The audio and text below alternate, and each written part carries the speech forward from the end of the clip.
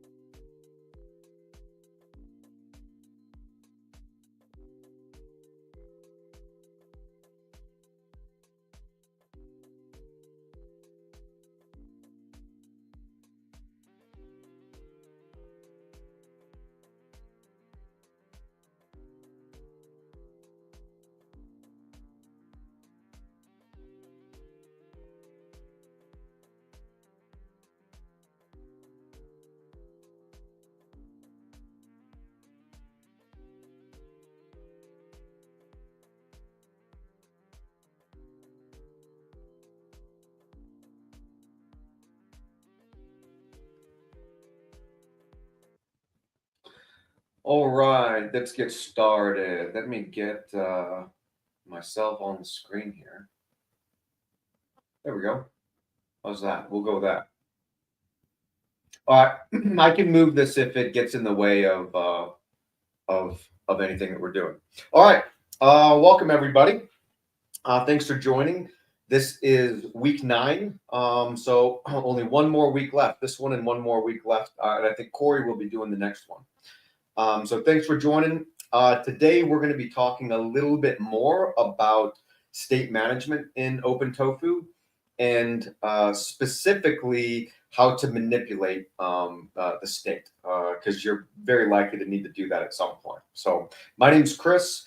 I'm one of the co-founders of MassDriver. We'll see it briefly today. It's a visual platform that allows you to package, distribute, deploy, and connect your IC modules. And we support OpenTofu as well as a whole lot of other IC tools like Terraform, Helm, Bicep, stuff like that. So please feel free to ask questions. I'm going to try to keep the comments here visible so that if anybody asks anything, I will try to address it on the stream. And there will also be a YouTube video. We're recording this. And so if you need to hop off or if you get in halfway through, you can always check out YouTube and we'll have all the materials there. So before we get started, let me actually send the link here to week 9. I'm going to send this in chat. There we go. So that's what we're going to be following along with today. So I recommend that you go and if you already have it cloned, update. If not, then get it cloned down because that's what we're going to be using today as we're going through and playing around state. So let's jump into it. So first of all, since this is kind of a follow on to week 8, which if you guys were here, Michael went through and talked about the basics of state. And so I'm just going to spend a couple minutes here reviewing what he went over. If any of this stuff, if you weren't here or if any of this stuff isn't clear, I would say go back and watch his webinar from last week. It should be on our YouTube channel. So real quick, what is state and why do we need it? Well, state in both OpenTofu and Terraform, it's basically the inventory of resources from the last time that you deployed. It's the state of the system, at least as OpenTofu understood it, at the last deploy. What this actually means is that when you run Tofu or Terraform, it's actually doing like a 3-way merge of your environment. You have your written OpenTofu, your desired state, you're going to have, it's going to go and read from the cloud to see what is actually running. So there's the actual state, and then there's the last known deployed state, which is the state file itself. And so it does a three-way merge of those things to figure out what to do. And basically, it's going to look at what the last known state was, what the current state was or is, to kind of figure out what's going on there, and then it will take your desired configuration and figure out the changes that need to be made. So, but why do we need it? Well, there's two really big reasons why we need state. Number one is going to be, it is the mapping of your declared desired resources to the actual resource in the cloud that kind of fulfills that desire. And so you could say that you could do this other ways, and you actually can, and some other technologies do it other ways. For example, you could use tags or labels on the resources and say, hey, this resource in the cloud, tag it so that it maps to some local, OpenTofu resource. The main issue you're going to run into there is two things. One, not every resource has tags or labels, and so it's not going to work everywhere.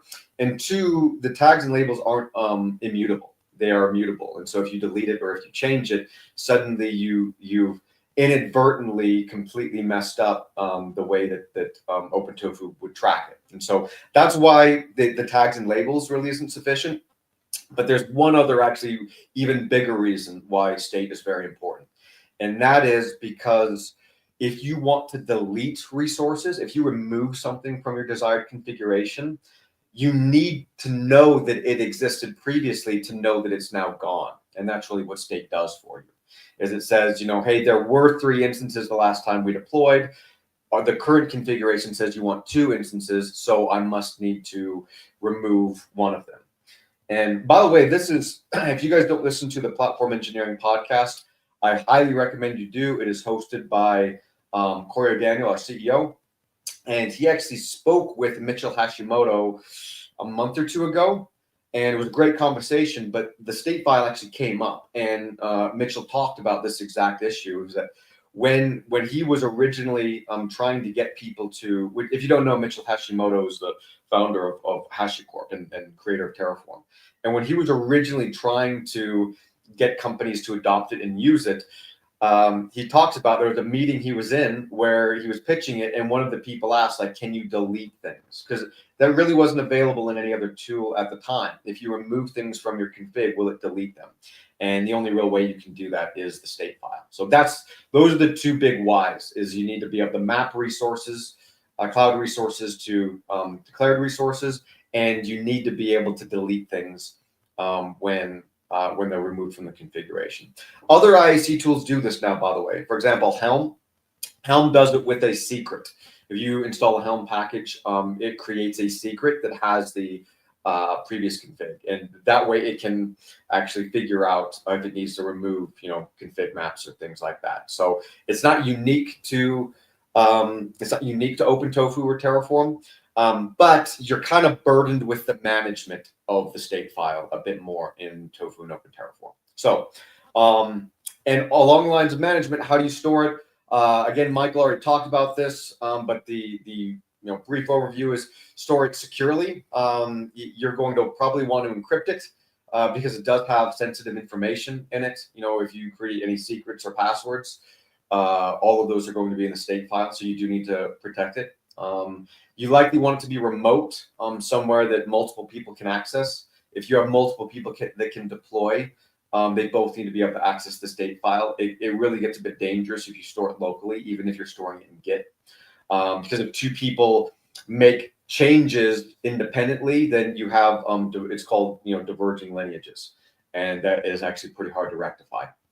And so storing it remotely, with locking, and that's the last bit, is if you set up locking on it, and that way you can't have concurrent writes that can conflict with each other and override each other. So that's the last little bit of it. So if any of that stuff isn't a review, go check out Michael's webinar last week, and he goes over a lot of that stuff in depth. So having said all that, let's actually jump into what we're going to be going over today. So what else is there to talk about in the state? Well, that's kind of what to do with the state file. Was last week. Today we're going to talk about what happens when you need to perhaps pierce the veil of the state file, when you need to actually interact with it, when you need to do things, when you need to refactor your OpenTofu Terraform. And what you'll find is if you start refactoring things very quickly, you start running into state being an issue, because the last known state and your current state, it can have a hard time figuring out the change that you made, and a lot of times it's going to want to destroy and recreate. And so we're going to talk about how you can navigate around that. Have some good examples with deprecated resources in a provider that we need to move to kind of a newer version of. And then there's a concept of remote state as well. That's actually the first thing we'll dig into, which allows you to start sharing your state between different modules. Ben, that's a great question. Why would you ever want to change state in a Git repo? I assume you mean like store it in a Git repo and manage it there. You likely wouldn't. It's just easy. It's the easiest path if you don't want to go down the route of setting up, an S3 bucket and setting up local permissions or setting up CI/CD or anything like that. Oftentimes, the very first time that you're actually even making some of these resources, you're going to have to do state locally. So oftentimes it's not because it's a good thing to do, it's simply because it's the easiest. And it's one of those things that goes on the backlog of, hey, we need to move the state into some remote storage. But you don't do it until something breaks, and then you say, okay, now we need to move it into remote storage. So I will actually say, though, MassDrive, our platform, we do state management for you. And so we actually make it very easy. You don't have to set up S3 or anything, or the locking. Do the providers work with a repo as a storage space? Yes and no. It works with local storage, so you can't use like a remote Git repo as your storage, just to be clear. But you can use local storage, and you can check your file in. You can check in the state file. You can commit it. Really, the main thing you have to worry about is you need to make sure that there's never really a situation where you need to always make sure you update before you deploy. Because if there were updates that you didn't pull down to the state file and then you try to run, you'll get when you try to merge back up, you'll have horrible conflicts and it'll be almost impossible to rectify. And then two is you don't want two people that are deploying at the same time and modifying state at the same time, because again, you'll get merge conflicts on that. And so if you're a solo person doing it, you can get by with it for a while, but again, you still have the issue of you have sensitive, data that you're committing into your Git repo. Yeah. Okay, right. So you do a plan and then an out. You can do a plan and then an out. Yeah, you could do it that way. There's really no conflict providers are going to have with having a local state file. Again, that's the default. You can do a plan and then an out. That's really just going to store the plan, so that if you don't want to run, like if you want the apply to just execute the plan, you can do that. But that really doesn't matter with state. Running plan and dumping it to an out file really has no impact on state, whether it's local or remote. That's just a common practice. Actually, you see a lot of times in CI/CD systems. Particularly, you'll see the out file, and that's because you're going to want to run a plan, view the plan, and then you don't want to, when you run apply, you don't want to replan. You just want to execute that apply. So running that output file is something you see a lot in automation and CI/CD. So good questions. Thank you, Ben, for asking all those questions. All right, so let's jump into the code. Hopefully you guys have had a chance to download the Git repo. Let me know if this is too small, if it's ever too small, and I'll try to make it a little bit bigger. So I'm already in a local directory in week 9 for the repository. And let me actually pull up VS Code here as well. Let me minimize all these other ones and make this a little bit bigger. There we go. Hopefully that works. Let's go with that right there.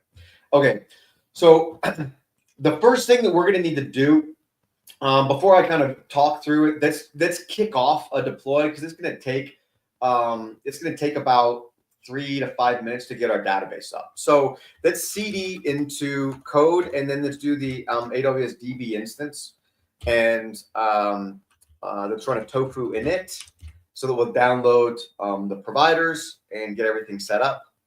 And then we're going to run a tofu apply.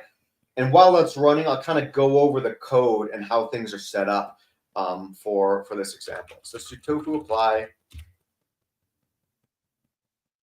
There we go. Yes. All right. So this is just going to create a database for us. We're really using the same code that we've been using now for the past few weeks, right? It's a database module and AWS instance module. Now, one difference that we have, let me jump out of the README. You'll notice that in code, we have the two separate modules. We don't really have the top level module that combines them together, which is probably the better model. It's the better way to organize, but I wanted to keep them separate specifically for us to look at remote state and where remote state is going to be useful. So this is going to be an example of what it would look like if you are deploying and managing your modules independently. So you're deploying your database independent of deploying perhaps the AWS instances where you're running your application, in this case, our WordPress site. And so you can't really reference or pass values now between them. If we go back and we look, actually very briefly, I'll go back to week 4. And if we look at the top level main.tf, you'll see we were just using the database instance module, and then we were using the AWS instance module, and we were passing the module outputs to the AWS instance, right? And this is a great model for this if you have two kind of very connected resources. You can use this where you have a top level, sometimes called a root module, or an infrastructure module. You have this that kind of calls other modules and then stitches them together. It's a good setup. One issue you run into is this can really start turning into bloat. This can start turning into a monolith where everything starts getting dropped into it. And there's real issues when you get into monolithic Terraform modules, and that you're kind of tying the life cycles and the dependencies of all of these resources together. And you likely don't want to touch your network when you're updating an S3 bucket, or if your RDS database needs a newer provider version, you don't want to update everything and introduce potentially breaking changes. And so that's kind of one of the issues you run into with monoliths, is everything kind of has to use the same stuff. And your deploys can take like an hour to go through. It can really get messy. And so instead, right now in this situation, we have them separate. We're managing our modules separately. We're deploying our database independently, and we're going to be deploying our AWS instance independently as well.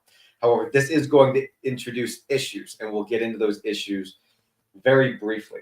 So let's see if we are up. No, we're still running. Right, let's jump in then real quick to where we're going to see the issues. And that is really in the user data. So right now we're looking at the week 4 main.tf, and you'll see we were passing in the user data previously as a variable, right? And since it was coming in as a variable, we could manipulate it by modifying or by pulling in module outputs from the database and injecting it into the user data. We're not going to be doing that anymore. In fact, I'm going to close that. What we have now is the user data is no longer a variable. And instead, we've introduced variables for the database endpoint, username, password, and the actual database name. And this is very commonly what you're going to see is, what we actually need for this module is knowing how to connect to the database. And we've actually moved the user data into a local. And again, this isn't a bad thing. Putting the user data up front makes the AWS instance module very generic, right? It can do anything.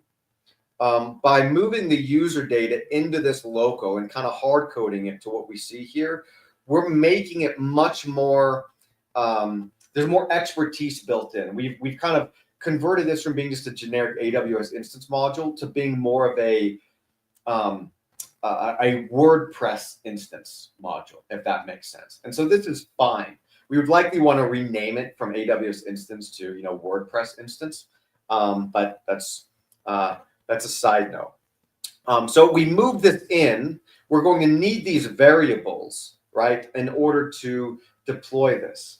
And this then introduces a question of like, okay, what is the best way for us, assuming that, again, we're managing our database completely separately, what's the best way for us to get the details of the database into this AWS instance? So, well, one option is the command line. We'll actually see that. Let's jump back over. The database should be up now. Yeah, it's up. So let's CD over into the instance, and let's see if we can get the instance up and running. So let's go back. Let's go over into AWS instance module. We'll run tofu init again to download the provider. And when we run tofu apply, you'll see that it's going to prompt us for the variables. So let's run tofu apply here. And it's immediately going to prompt us for the variables. One sec. Can you prepare group Discord? YouTube channel is the Discord page, the one to join. We've talked about actually setting up a Discord. I will pass that along, and I'll see if we can get a Discord going. Is it possible for you to change your video box? Yeah. Let me move this. Can I go top right? I don't know if I can go top right. I can go bottom right. Let's go with this for now. Hopefully this will be more out of the way. And if not, then I can always go off to the side like this, but it makes the screen a little bit smaller. Okay, so let's go with this to leave the screen a little bigger, unless this gets in the way. Okay. So we're going to get prompted now for all 4 of those database variables. And so this is one option. We could just pass this in at apply time, but obviously this is going to be very error prone, particularly if you're trying to manage multiple environments and copying that stuff around. Yeah. So this isn't great. So let's just control C out of this. We don't really want to do that. Yeah, you see, it's complaining that we didn't specify all 4 of those.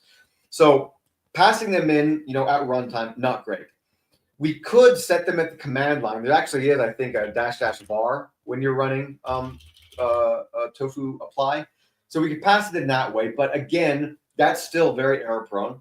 It requires you to have all those credentials, like the password, locally, and it's going to get stored in your bash history. So you're going to have sensitive data in your bash history. Also not good.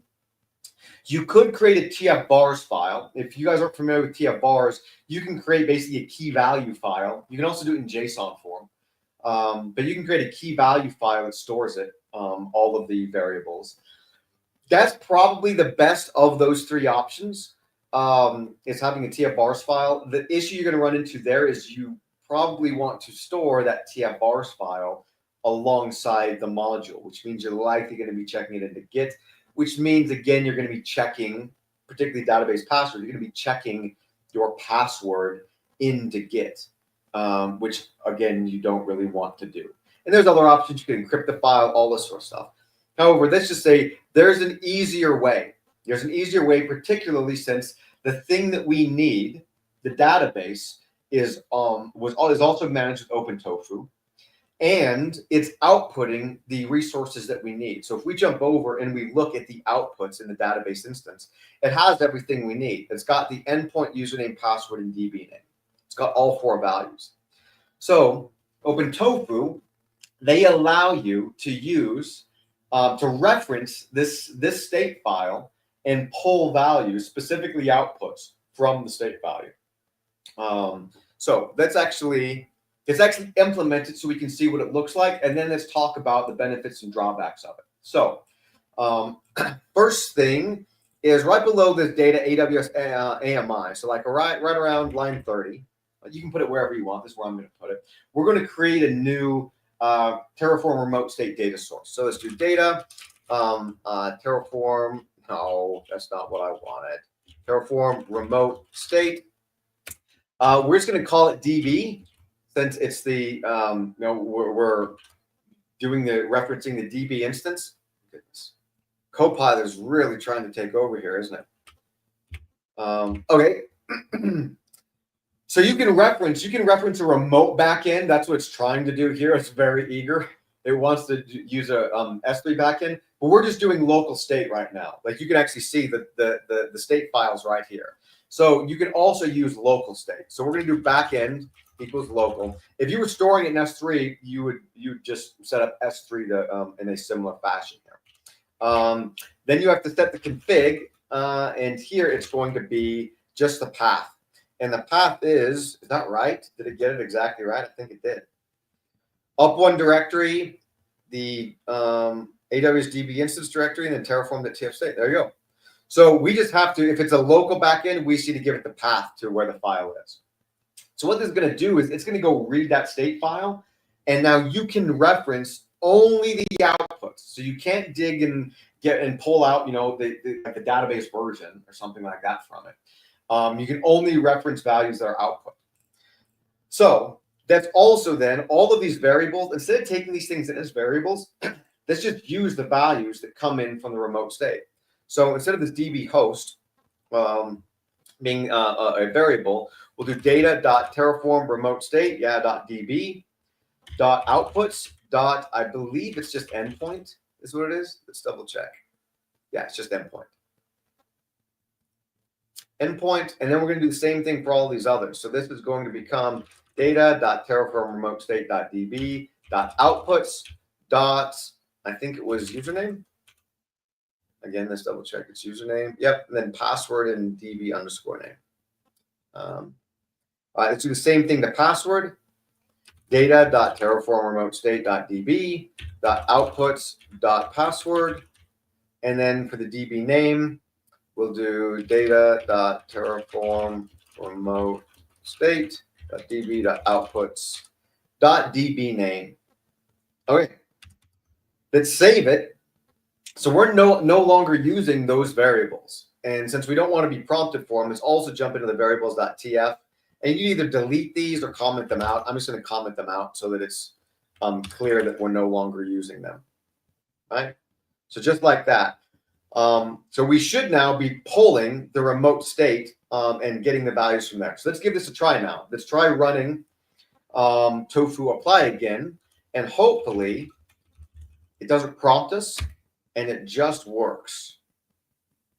There we go. It's pulling it in and it wants to deploy. So let's give it the approval. Yes. And it's off to the races. So that kind of shows you how you can use remote state. We're referencing the state of another module, pulling in the values, again, only the outputs. So this might seem great. Let's talk about what some of the drawbacks are of using remote state this way. Because I'm not a huge fan. I don't use this very often at all. It's nifty and it's useful in some scenarios, but I think that the drawbacks outweigh the benefits in most cases. Number one, there's a security issue here. Even though OpenTofu only allows you to reference the outputs of the module, you need read access to the entire file, right? And so Tofu won't allow you to see other things or reference other things, but you have to have the permissions, or at least the runtime has to have the permissions to be able to read the entire state file. So it's a very thin and easily breakable layer of security. Like I could easily pull down and read the state file and see everything in it. So it's not that secure. Two, you're creating, even though you've separated out your modules to keep them independent, I like to refer to it as a hidden monolith. It's still a monolith because there still is a dependency between these two modules. It's just that dependency is hidden, at least one direction of it. Like right now, there's no way to know in the database instance module, there's no way to know that there's another module that's referencing it or referencing its outputs. The dependency is only documented in the instance side, right? Because that's where we declare the remote state. That's the only place that we have that there's any documentation of this dependency, right? And so it's a one-way it's only one way visible. If somebody modifies an output or deletes an output or something like that, you could break a whole lot of other modules inadvertently by not knowing that they're directly referencing this output, because it's not really documented anywhere besides in those modules. So, and the other thing is you're creating a dependency on OpenTofu itself, right? It's not even necessarily a dependency on the database. You've created a dependency on OpenTofu, on the IAC. And so for all of those reasons, I try to avoid using a remote state. Now, having said that, I actually want to shamelessly plug MassDriver briefly, because I think MassDriver has about the best solution I've seen to this exact problem of managing your modules separately, which is the best way to do it, but still make it very easy to document dependencies and pass values between them. So really quickly, I'm going to jump over into MassDriver here, and I'm going to show you the lines that you see between all of these resources. Actually, let me move this down. And this look particularly like PG Bouncer or PG Admin. And you'll see that there's these lines that go between them. These lines end up being kind of fulfilling that exact role of what remote state or variables do. And I think it has the benefits of both and the drawbacks of neither. So what these things are is each of these modules is going to, or bundles, is going to be outputting a structured output. So network is going to output a structured and typed output. It's going to output a VPC type. And this is going to be structured. So it has to fit a certain, like certain data has to be there. Then other dependent bundles can say, hey, I need a VPC. And now they have a contractual guarantee that they're going to receive a certain type of data, like a certain structure of data. And so you get the benefits of remote state, and that you're able to get the outputs of another module, but it's going to be typed. So you know what the structure is going to be. Like if it changes, it's going to change for both. If you update what the structure has to be, both of these things are going to be referencing the same type. So it gets updated for both. You don't need to be able to read anything else from the network, and you can't read anything else. You can only get the data that is passed to it. But it all presents itself as variables, and it all comes in as variables. And so you get the benefits of writing it like variables, but you get the actual referencing of it like a remote state. And none of this ends up being visible to the user. Like the user never has to see any secrets, never has to see any sensitive values, and never has to deal with state or access to it. And so I think this is the best solution for how to create dependencies between your systems. The other thing is that these dependencies are enforced and they're visible. You can see that Postgres is dependent on the network, and PG Bouncer is dependent on Postgres and Kubernetes. It's very visible, and we enforce it. You can't deploy PG Bouncer unless you have connected a running Postgres and a running Kubernetes. And the other way, it's also enforced. You can't delete this Postgres until you've deleted all of the downstream dependencies. And so both, like bidirectionally, it's enforced. And so in my opinion, this is the best way to be able to handle this. If you're interested at all in our artifact system and our connection system and how this all works, there's a lot of info on our docs, and you can reach out in the community, in our community Slack, or reach out to me directly. I'd be happy to go over some of this stuff with you, because I'm actually really excited about how we solve this problem, because it is really a big problem if you're trying to organize your OpenTofu well. Okay, so we've talked about remote state. We've gotten both our database instance up and our AWS instance. Let's start talking about other things that you may need, other situations you may run into with state. So specifically, you may need to import existing resources. One sec. How does MassDriver deal with a dependency removing a previously provided output? Breaking change when upgrading the dependency module. How does MassDriver deal with a dependency removing a previously provided output. Oh, you mean like if one of these outputs was suddenly deleted? Yeah, so what would happen there is it wouldn't be on the graph anymore, and any of these connections then would disappear, and you then would run into potentially a situation where a resource, this PG bouncer would need to be connected to a different, we need a different connection basically to be able to function properly then. I don't know if that makes sense, but yeah, the line would just disappear. If you updated it, it would be fairly invisible. If you change the types, you'd need to redeploy probably the base type to add new data before you could deploy the one of the downstream types is what you'd have to do. And you wouldn't be able to deploy the downstream one if it didn't fit. If you change the type and it no longer fit the schema. I hope that makes sense. If that didn't make sense, just ask a follow-up and I'll try to clarify. Thanks for the question, Andres.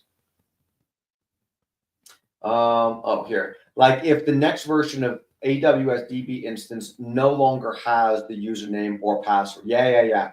So we manage all of these things with JSON schema. So if you updated the schema and you removed like the username and the password from that, so what would happen is both of these. So when you're using these types, what will happen is the network will say, I output a specific type and like a VPC type, and the Postgres says, I take a VPC type. So they're both kind of referencing this type. And if you're saying that you've changed this type now, and you said, hey, this type no longer is going to output a username or a password, what would happen is if you tried to deploy the downstream type, it would likely error because the previous artifact, that previous structured JSON, wouldn't fit the schema anymore. It would have too many values, right? It would have extra data, and so this one wouldn't be able to deploy anymore. And so you'd need to redeploy the upstream one. You need to redeploy the database instance so that it would update the artifact, that JSON blob, to no longer have those fields. And then the downstream one you would be able to deploy it then. And so they're referencing the same type is really I think the main thing that answers your question. So if you'd have to change that type, and then both of these things would be in agreement. The network would have to update so that it no longer puts those fields in, and the downstream, would need to update so that it no longer looks for or attempts to use those fields. Hopefully that makes sense. If it doesn't, I'm happy to jump in a meeting with you after this, and I can show you exactly how something like that would work. But thanks again for the question. Okay, so let's talk about importing resources. So the situations where you're going to need to import resources would be really two situations. One, you have ClickOps, right? You've gone out and you've created things in the AWS console by clicking around, and you realize now you want to start managing it with OpenTofu. And so you want to import it into management. That's number one. The other is if you have a lost or a corrupted state file. And this can happen. And now you have to recover your state. And the solution to both is import. OpenTofu has the ability to import, existing cloud resources into a state file so that you can start managing it. And so what we're actually going to do, we're going to do something drastic here. So let's CD up. Let's go into the database instance module. That's where we're going to be doing all of the import. So let's CD into AWS DB instance. I'm going to clear this out so we have a fresh slate here. And I'm going to do something you should never, ever, ever do. I'm going to wipe away our state file. Technically, I'm just going to move it. So we're going to move terraform.tfstate to, let's go terraform.tfstate.remove or .old or something like that. Something so that it is no longer the state file is being referenced, right?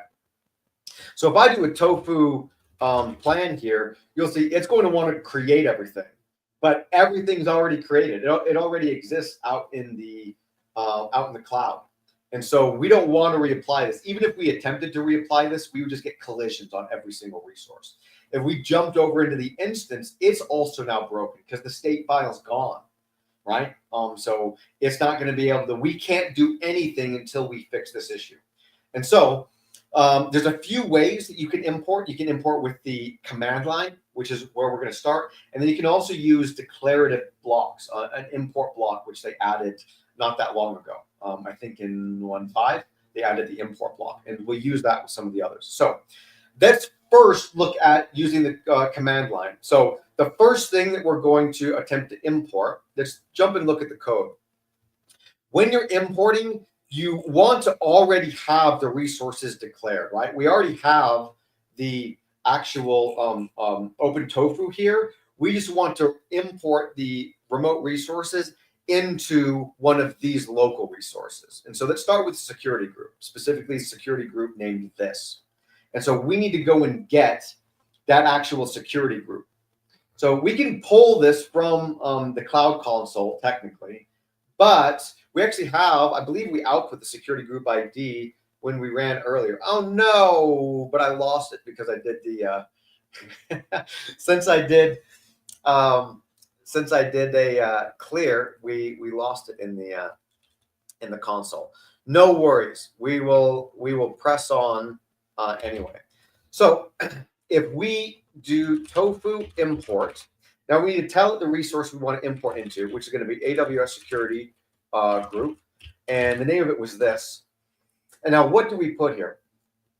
This is where you usually need to refer to the Terraform docs. So let's go and look at the Terraform docs real quick. Or this one? Yeah. And if you scroll to the bottom of all the resources, so we're an AWS security group, it usually will tell you how you import it. So right down here, it shows you how to use the import block. We'll use that next. Right here, it says you do Terraform. We just do Tofu. Tofu import the security group resource, the name of it, and then you need the security group ID, right? Okay, so we need to go get the security group ID. That was what I was hoping we could grab from the console earlier, but instead we're just gonna have to get it from the cloud. No big deal. So let's refresh this, and I believe it's going to be named WordPress. There we go, WordPress MariaDB. This is the one that we want right here. So you can grab it from your outputs. It should be in your outputs from when you ran earlier if you didn't clear your screen. We're going to get it from right here. So this is the name of the security group. So let's jump back into the console. Oh, let me make this bigger for everybody. There. Let's jump back into the console and we'll put in that ID right there. And if we hit enter, perfect, it imported it. So if we jump in and we look at the state right now, you're going to see the state. OpenTofu doesn't format it. Terraform does. That's the only thing I'll say Terraform is better at. Is it actually pretty prints your JSON instead of doing it minimally like that. So you'll see the only resource that we have, well, we have the data lookup on the VPC, but that doesn't really matter. Here we have the security group. So remember, this is a new state file right here. And so here's the security group .this that we just imported right there. Beautiful. Okay, that's exactly what we wanted. So now, so you see how we can do that in the command line. Let's now look at how we can do it with the blocks, with the import blocks. And that's, we're going to do that for this DB instance. So we're going to create an import block here. It's going to be import, and you have to do to, which is which resource you want to import to. In this case, it's going to be AWS DB instance.this. And then you have to give it the ID. And this can actually be variabilized. This is where this starts getting really, really cool, is we can just take this identifier right here, and we can put it in as the ID. Now, again, we would need to check to see what ID we actually have to pass to this thing, and you can get that from the docs. But luckily, databases, they have a, what's the term? It's a deterministic name. It's not a random name. You notice the security group had a random name. This import block does not work very well with generated names, right? You can't really use this very well on security groups, unfortunately, or EC2 instances, right? Those are generated. VPC IDs are generated. So it doesn't work well on those. But for things like this database instance, you can put this import block in, and this is a declarative import. And what this means is if this resource already exists in the cloud, but it's not in the state, it will import it and take it under management. If it already exists in the cloud and it's in state, it will operate as normal, right? And if it doesn't exist in the cloud and it doesn't exist in state, it will create it. So it kind of will just work. It'll work however you want it to. But again, it only really works when names are deterministic. But it's great for this scenario. Okay. In order to run this import, we have to apply, and we aren't ready to, we don't want to apply these security group rules yet. So let's comment out these security group rules because it's going to try to create these rules, and we don't want it to create these rules yet. So just comment those out so that we can just do the import on the database. And if we do a tofu apply now, we should see that it's going to do an import. Yeah, right there. One import. There it is. It says it's going to be updated in place, but I don't know what's going to be updated here. But it's going to import it. So let's do yes. I don't know what it's modifying.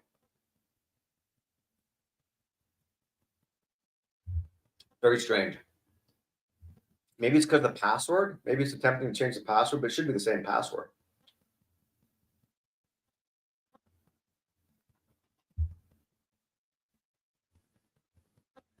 Anyway, so this is going to run. It's going to pull the database into state. Then if we run a subsequent apply, it should just run clean. And we'll see that in a second. So again, this is something great to do. You can actually build all of your modules so that they will either create or import all the resources. But again, if you have any resources that have deterministic names or non-deterministic names, randomly generated names, you can't really use these blocks. And so it's great. So this is great for things like SNS, SQS, S3, all of those things, the identifiers that you give it the identifiers. In cases like security groups, VPCs, instances, you can't really do it. Now I'm going to go against what I just said, and I'm actually going to use import on these two security group rules. The reason I'm going to do it is because I want to demonstrate a really cool thing that they added in Terraform 1.5. And since Tofu was forked at basically at 1.6, it's included in Tofu as well. So let's comment these things out. Actually, no, we'll leave these things commented out because we want the code to not exist for them. All we're going to do is actually add import blocks for these two. Get out of here, Copilot. It really wants to take over here. So we're going to do an import. We're going to say to, and they just give it the name of what these things would normally be. We're going to assume that this code doesn't even exist. Assume that we just want to import the rules that are already out there, right? So we're going to do AWS, VPC, security group, ingress rule, .this, and we need to get the ID from the cloud. Let's jump over to the cloud. Right here, if we go in on this MariaDB security group, you'll see it's got this ingress rule right here. No, that's outbound. Here's the ingress rule.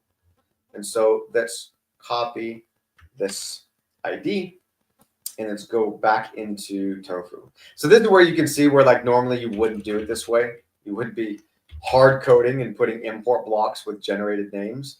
But this is a great example for us to be able to actually show the code generation.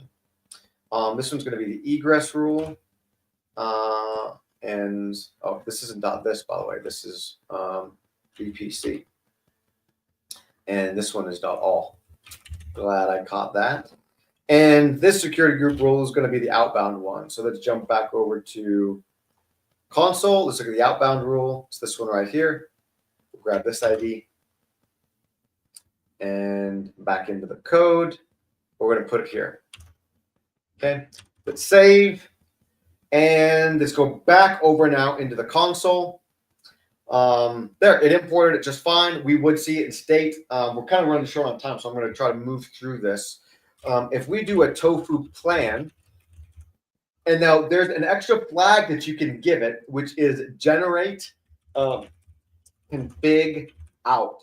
And what this is going to do on this tofu plan is it's going to actually generate the code for resources that you want to import but aren't actually declared. So we're going to put it into security groups.tf just like that. And if we go and we look now at the code, there should be a new file. Yeah. And look at this. There's a new file called securitygroups.tf. This is the generated file. This is really slick. So it did this because we told it we wanted to import these two resources, but since it's commented out here, it's as if we didn't write the config for them. We just said, hey, there's resources we want to import. And so it will generate the config. Now, it suffers the same issue that all generated code does, which is that every single variable here is listed out, or attribute I should say is listed out, like including the null ones, which you probably don't really want. You can just delete the null ones. And the security group ID isn't referenced, right? If you go and you look at ours, we just reference the actual security group to get the ID instead of hard coding it to a specific value, which isn't great. But the generated code, can't be smart enough to figure that out. But at least not yet. Maybe eventually, or with AI, maybe we'll see. Same thing with the CIDR range. It's just hard coded instead of being a reference.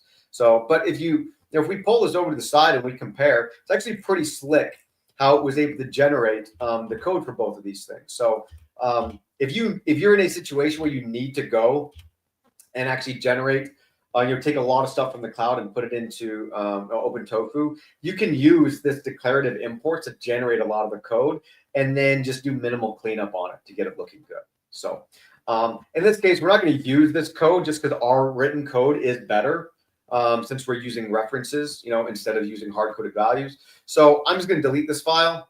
Don't save. We'll delete it. And we'll just recomment that or uncomment that. And let's just run a tofu apply.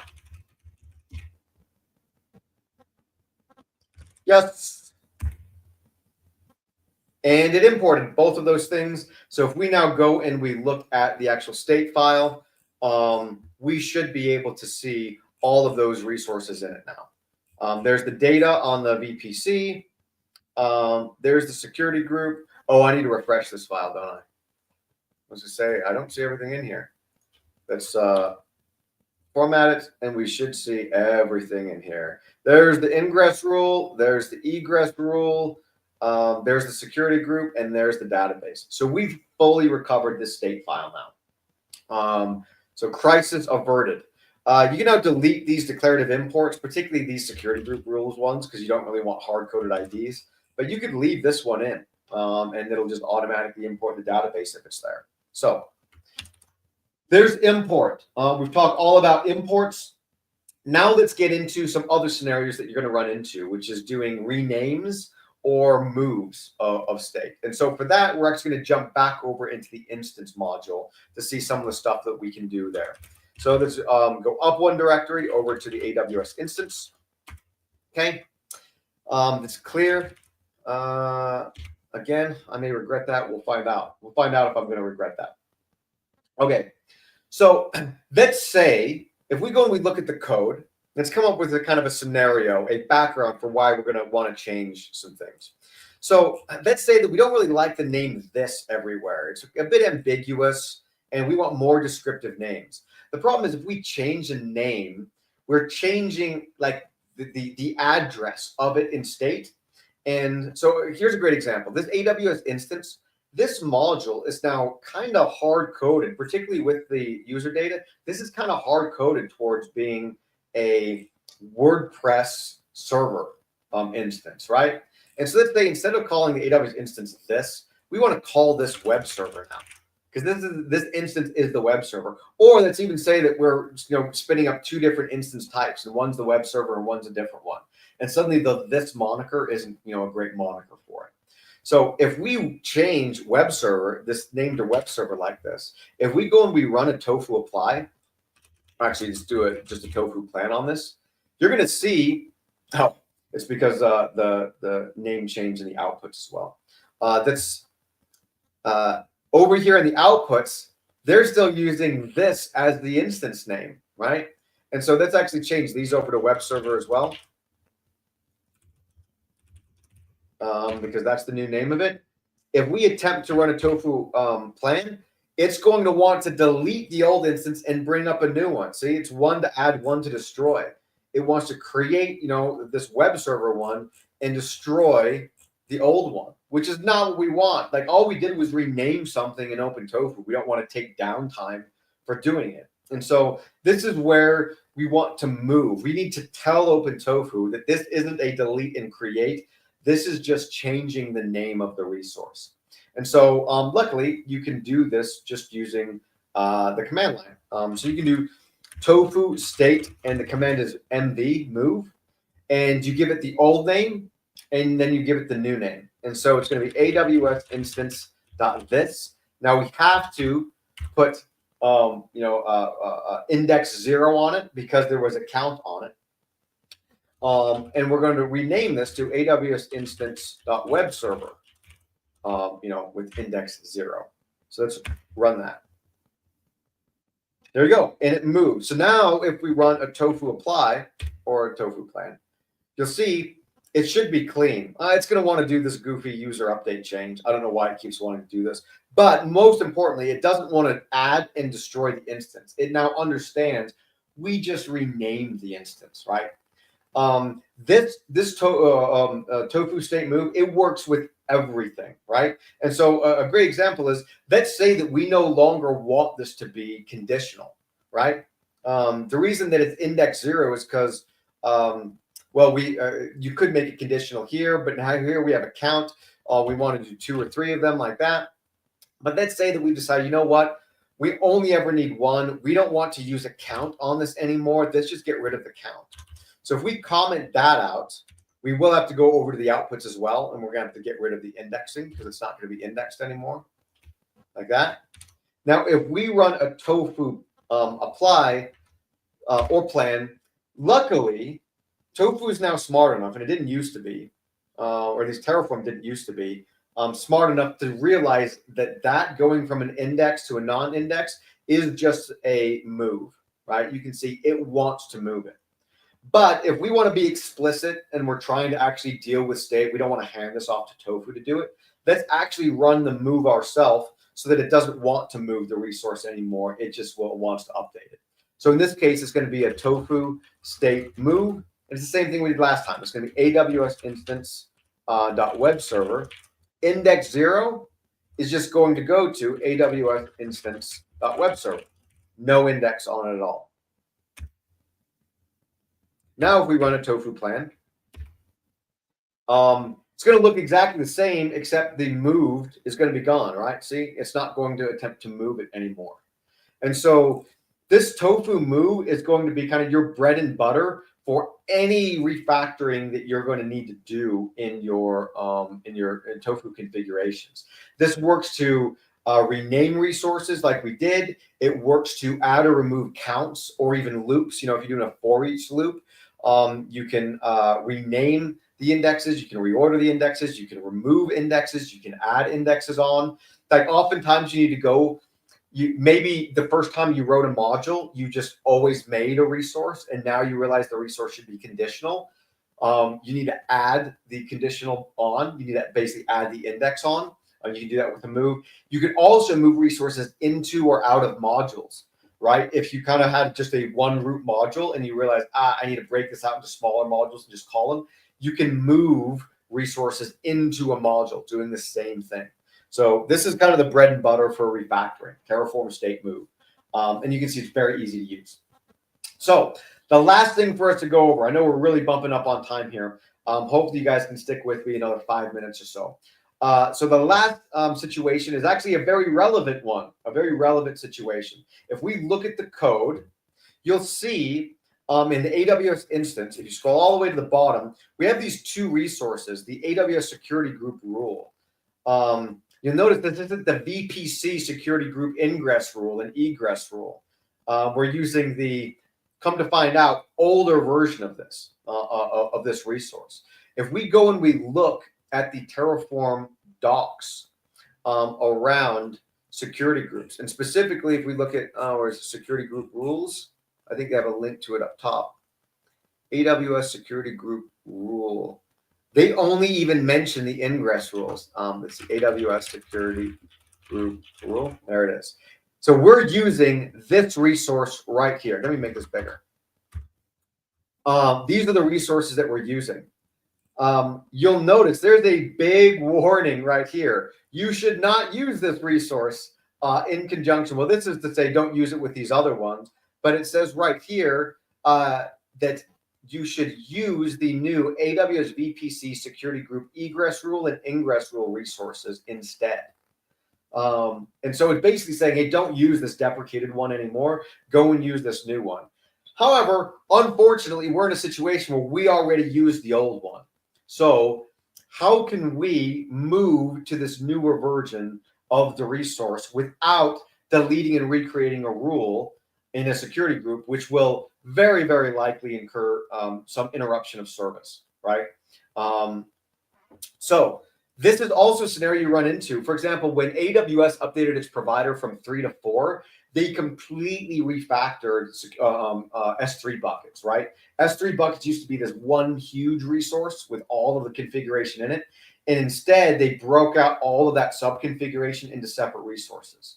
And so it took some state manipulation to actually move to all of the new things, a lot of state imports and stuff like that. So in this case, we're going to change these over to the new resources, and then we're going to remove the old ones and import the new ones.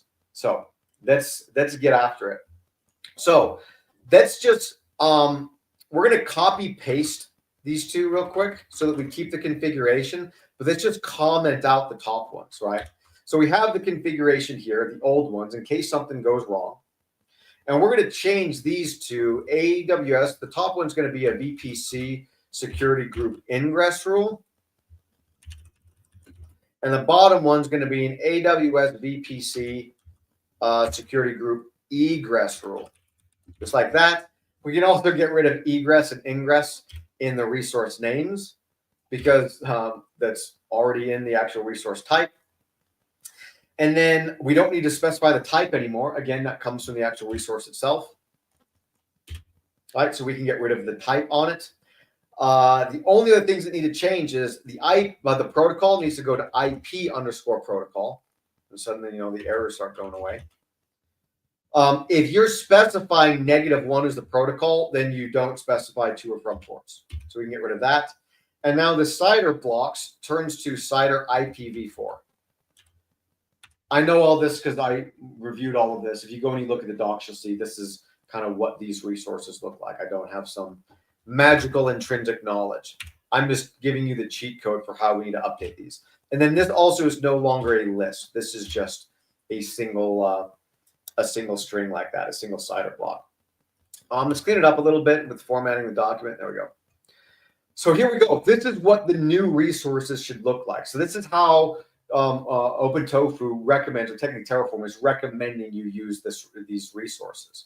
However, if we save this and we jump over into the console and we try to run Tofu plan, you're going to see it's going to want to delete the old ones and create the new ones. That's not what we want. See, 2 to add, 2 to destroy. And then it wants to do the goofy change so that user data again. I don't know why.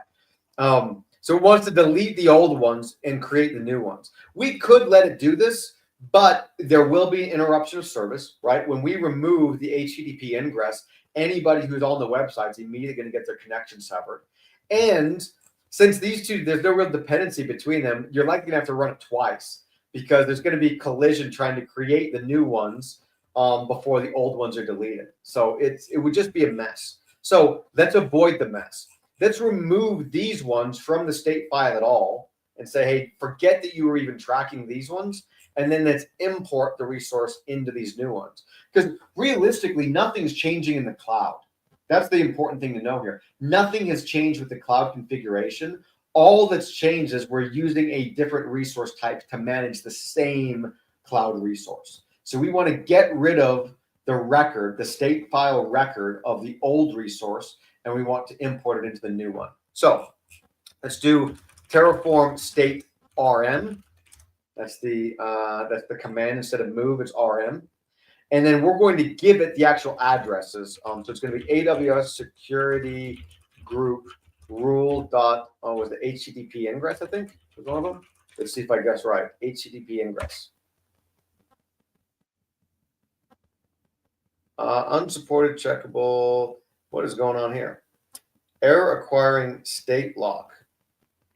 Did I do this wrong? AWS security group rule, HTTP and REST. HTTP. Let me copy this. Maybe I fat fingered it. I don't know why it would have a. I don't know why that would be a state lock issue. Unsupported checkable object kind bar requires a state lock to do. I've never seen this before on a local with local state. Terraform requires a state lock to protect the state from being written by multiple users. To resolve this, am I in the right? Let me go look at my configuration and make sure I didn't do anything silly in there.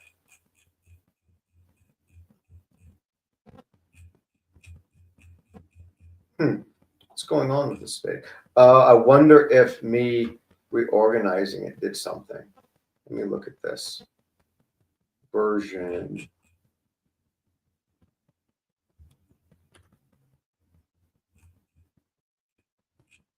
This looks okay. AWS instance.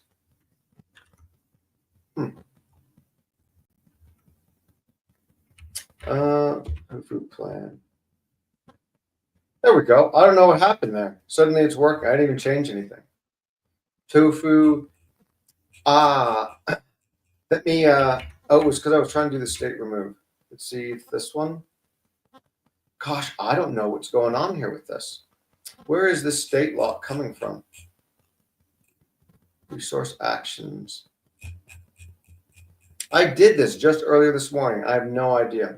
Error requiring a state lock on a local error message. Unsupported checkable object kind var. Did I put a var in somewhere in here? Where was that TF? This should be fine. This should be fine. Main.tf. I don't see a var in here. VS Code, open state file. Maybe. Then we try just closing this thing down. Let me try closing that and see. What a weird thing. I wonder if this is a bug in Tofu.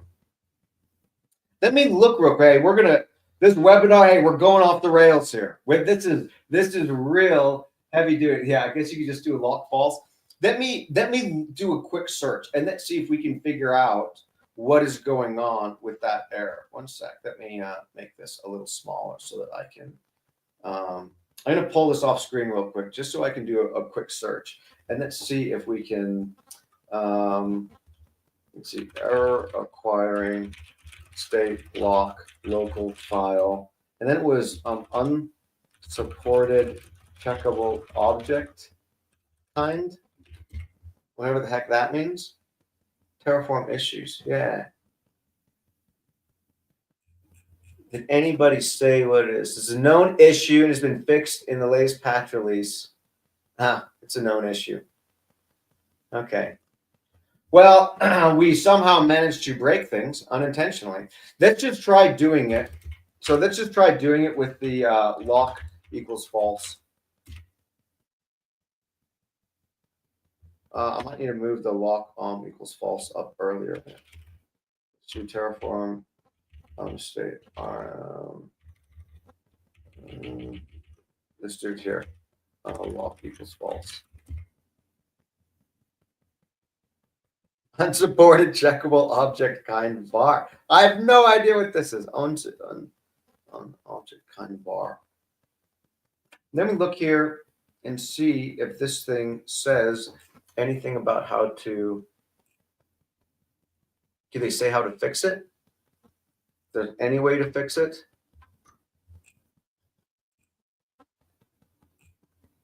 Looks like it's fixed in newer versions of Terraform. Maybe this isn't moved over into this change and this fix isn't moved over into Tofu yet.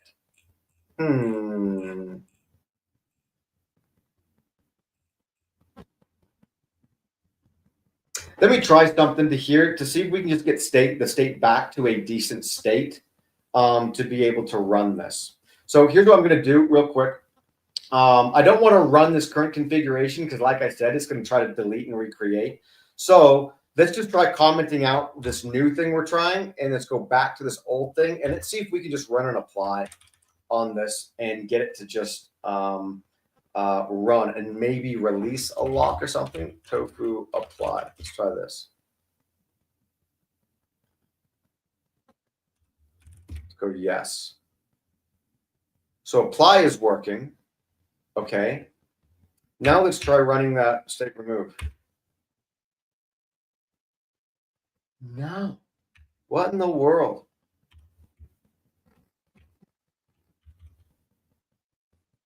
All right. There's one other thing that I can attempt to do here, and that is that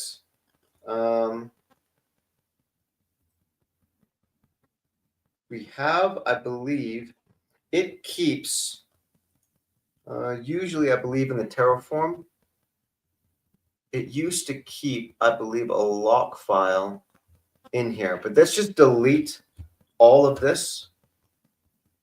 We're going to do the Terraform lock HCL and the providers, just like that. We have these backups. I don't think we really want or need these backups. But let's do, let me now do a tofu and knit, and let's see if that clears anything. Tofu and knit.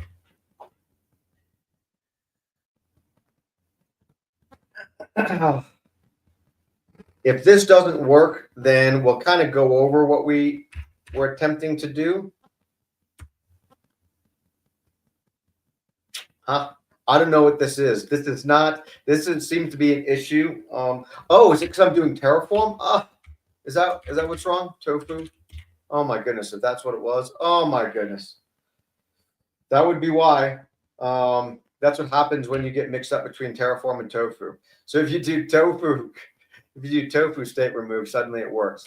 So let's do the other one now. It'll be, I think it's all egress. Yeah, I know. I do need to update the how silly. So we've removed those old ones from the config. Let's jump back over to here. We're going to comment these guys out because these ones aren't the ones that we're using. We'll uncomment these ones here. We're going to save it, and now we just have to run a tofu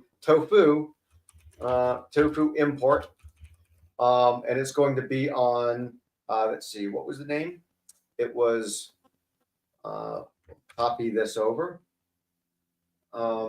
Yeah, Andreas, that's exactly what it was. It was that I was calling Terraform. I was trying to do a Terraform state operations against tofu. And obviously it doesn't like that. So a lot of times it's actually interchangeable. That's what's interesting. I'm surprised it actually struggled on that. Because a lot of times you can run tofu against Terraform and Terraform against tofu. But apparently not state remove.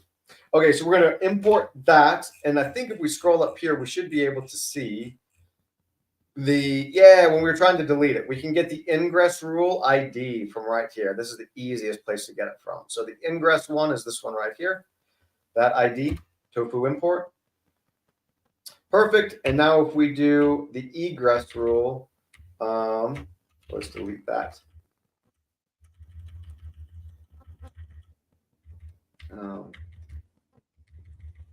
Egress rule, and it was all not HTTP and all. And if I scroll up, I can get that rule also from this one. So here's the egress one, and the rule ID luckily is right there for us, so we can copy and paste that. Oh, but I need a space. Forgot the space. There we go. Tofu import. There we go. So now if you run a tofu plan, you'll see it's going to be clean. And so doing that, we've actually been able to update. It just wants to do some tag change. That's fine.